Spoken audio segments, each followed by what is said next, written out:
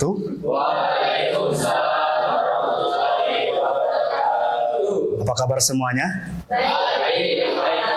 Karena pada kesempatan yang berbahagia ini, pada pertemuan ke-7, kita masuk di pertemuan studio perancangan arsitektur 1. Di pertemuan sebelumnya, saya telah memberikan bahan ajar untuk pertemuan ke-7 yang akan kita bahas hari ini lebih mendalam. Oke, sebelum saya lebih jauh, apakah hari ini ada yang tidak hadir? Hadir semua. Alhamdulillah. Oke, untuk memantik diskusi kita hari ini, saya ingin mengajukan suatu pertanyaan yang mana pernah nggak kalian merasa tidak nyaman berada dalam satu ruang? Dan mengapa itu bisa terjadi? Ada? Ya, silakan. Saya pernah Pak duduk di ruang kelas yang posisinya itu kursinya terlalu tinggi. Dan itu membuat kaki saya itu tidak menepah pada lantai. Dan itu membuat kaki saya pegal. Dan kursi yang terlalu sempit itu pun dapat membuat kita itu merasa tidak nyaman. Oke, ada lagi? Silakan. Pernah di ruang tamu keluarga saya itu kursinya itu sedikit keras dan terlalu rendah Pak, sehingga kita tidak nyaman untuk duduk terlalu lama. Terima kasih. Oke, ada lagi? Saya Pak. Ya, silakan. Ya pernah, rasanya itu sempit dan bikin tidak nyaman. Oke, terima kasih kepada teman-teman yang sudah mencoba menjawab diskusi ini. Ternyata di kehidupan sehari-hari pun kita sering menemukan bahwa banyak sekali di kehidupan kita sehari itu tidak nyaman, terkadang bisa membuat tubuh kita menjadi sakit. Hal itu berkaitan dengan alat-alat dan juga perabotan yang sering kita temukan sehari-hari. Bisa kita lihat di sini, ini ada beberapa ruang yang tidak dirancang dengan tidak memperhatikan ukuran dan juga tubuh manusianya. Nih, coba lihat yang pertama. Kita bisa lihat yang pertama ini. Siapa yang bisa memberikan pendapat dari gambar yang pertama? Ya, silakan. Menurut saya, toilet ini tidak nyaman karena baknya berada di belakang, sehingga saya harus berdiri atau memutar terlebih dahulu untuk mengambil air. Menurut saya ini tidak efisien karena bisa tergelincir, Pak. Terima kasih. Oke, dari gambar yang kedua, siapa yang bisa memberikan pendapat dari gambar yang kedua? Saya Pak. Oke. Izin menjawab. Menurut saya bak airnya terlalu jauh dan posisinya tidak praktis. Jadi harus repot menjangkau saat membersihkan diri. Sekian Pak. Izin nambah Pak. Silakan. Toilet ini tidak nyaman karena aksesnya justru menyulitkan pengguna difabel. Adanya tangga bertentangan dengan prinsip desain universal karena pengguna kursi roda tidak bisa naik tangga tanpa bantuan. Ini menghilangkan kemandirian dan bisa membahayakan keselamatan. Menurut saya selonjoran ini tidak aman karena tepat di bagian bawah tempat anak-anak mendarat terdapat lubang yang terbuka. Ini sangat berbahaya karena anak bisa terperosok saat meluncur. Beresiko cedera serius pada kaki, lutut, atau bahkan kepala. Sekian dari saya, Pak. Oke, beri aplaus untuk kita semua, teman-teman. Oke, tadi kita sudah melihat bagaimana desain yang tidak memperhatikan aspek keamanan dan juga kenyamanan pengguna. Nah, di sini bisa kita lihat bahwa ruang yang baik berawal dari memahami aspek tubuh manusia. Bisa kita lihat di sini, ruang yang terstruktur, ukurannya sesuai dengan standar, dan juga kenyamanan dari seorang pengguna. Selanjutnya, selain dari pengukuran, selain dari tempat, juga yang tidak kalah penting adalah sesuaikan antara benda dan juga fungsinya. Kita akan membahas tentang antropometri keergonomi dalam perancangan arsitektur. Adapun tujuan pembelajaran pada hari ini, yang pertama adalah bagaimana kita melihat prinsip-prinsip dasar dari antropometri dan juga ergonomis. Yang kedua adalah kita menganalisis dan juga bagaimana kita menerapkan dari antropometri ke ergonomis. Yang ketiga adalah bagaimana kita mengeksplorasi ruang, dan keempat adalah bagaimana kita merancang elemen di dalam ruang. Antropometris itu merupakan suatu ilmu yang berkaitan langsung dan berkaitan khusus terkait pengukuran tubuh manusia. Allah berfirman dalam surah At-Tin ayat 4 yang artinya, sungguh kami telah menciptakan manusia dalam bentuk yang sebaik-baiknya. Ayat ini menunjukkan bahwa manusia diciptakan Allah dengan desain tubuh yang ideal. Desain tubuh yang ideal merupakan landasan dalam proses dan prinsip antropometri.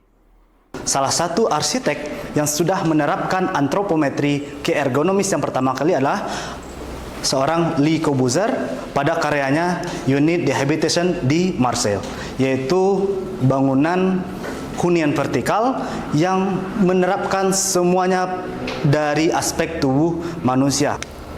Nah, di sini secara tradisional bahwa Indonesia khususnya Nusantara itu kita memiliki cara pengukuran antropometrinya sendiri. Seperti kita lihat contohnya di sini di Bali itu ada cara mereka bagaimana mengukur ukuran pintu, bagaimana mereka mengukur tinggi pintu, bagaimana mengukur sirkulasinya itu berdasarkan pengukuran dari sang penghuninya. Jadi sesuai rumah yang sesuai itu adalah rumah yang diukur berdasarkan siapa penghuninya. Nah, di sini bisa kita lihat selanjutnya langkah dalam perancangan antropometri ke ergonomis. Yang pertama adalah kita lihat dulu siapa penggunanya. Dari mana orangnya, dari suku mana, umurnya berapa, itu berkaitan dengan ergonomis. Yang kedua, aktivitasnya. Apa saja aktivitas sehari-harinya? Apakah seorang atlet? Apakah seorang guru? Apakah dia seorang guru ngaji misalnya?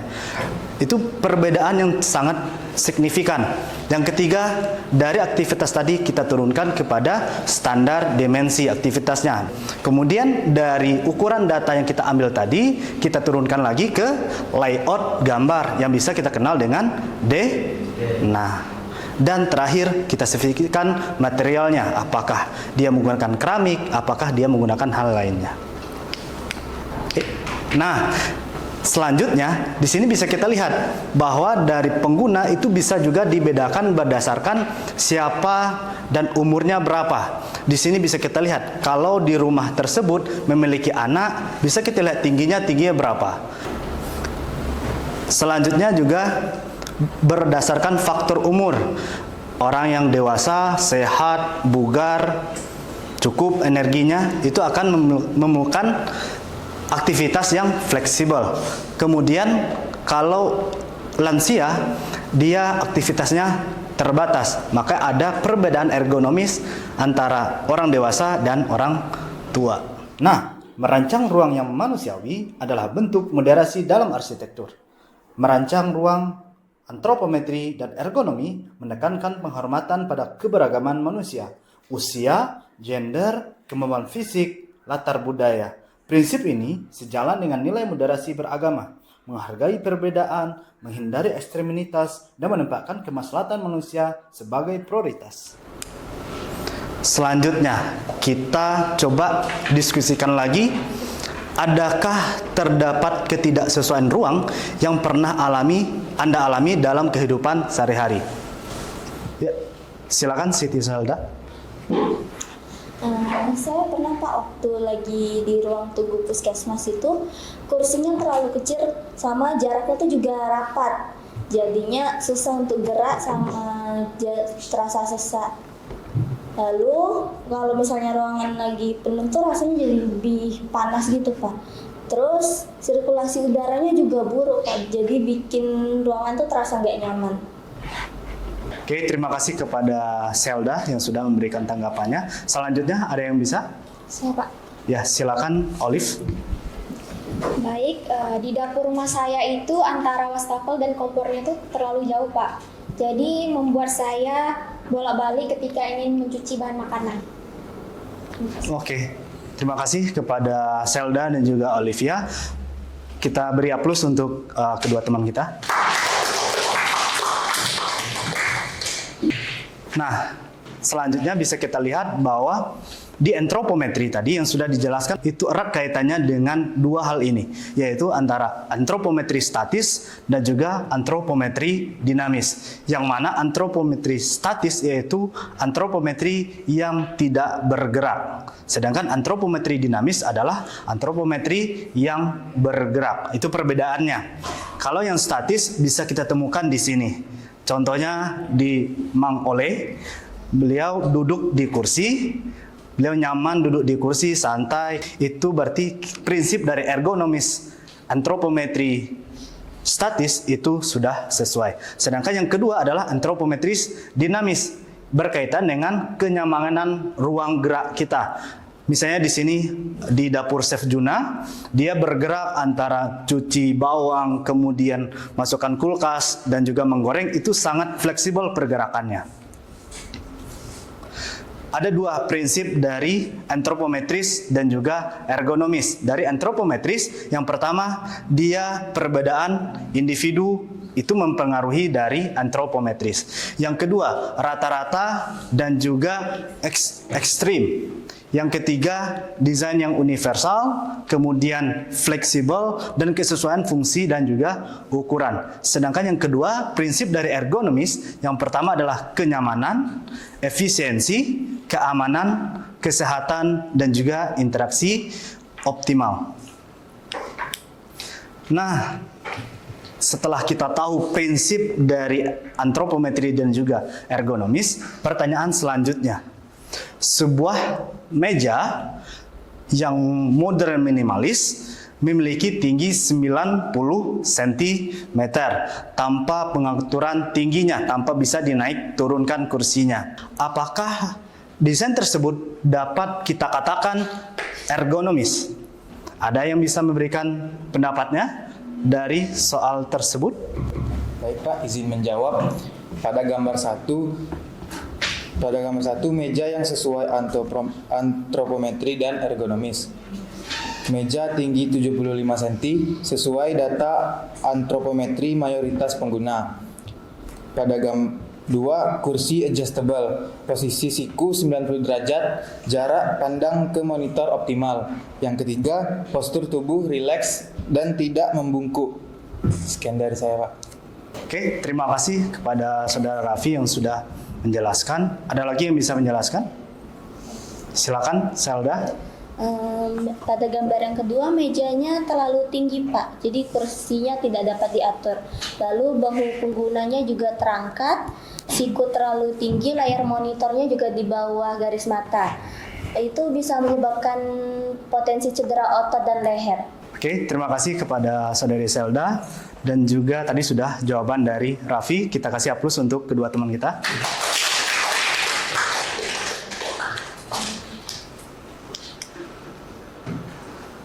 Nah, dari pernyataan tadi bisa kita simpulkan bahwa konsep dari ergonomis bukan hanya tentang tepat ukuran, tetapi juga tepat guna. Selain itu, ergonomis juga berorientasi kepada kenyamanan dan juga tanggung jawab sosial. Nah, bisa kita lihat studi kasus di sini pada layout ruang dapur. Tadi banyak sekali kita menemukan jawaban permasalahan yang ada di dapur.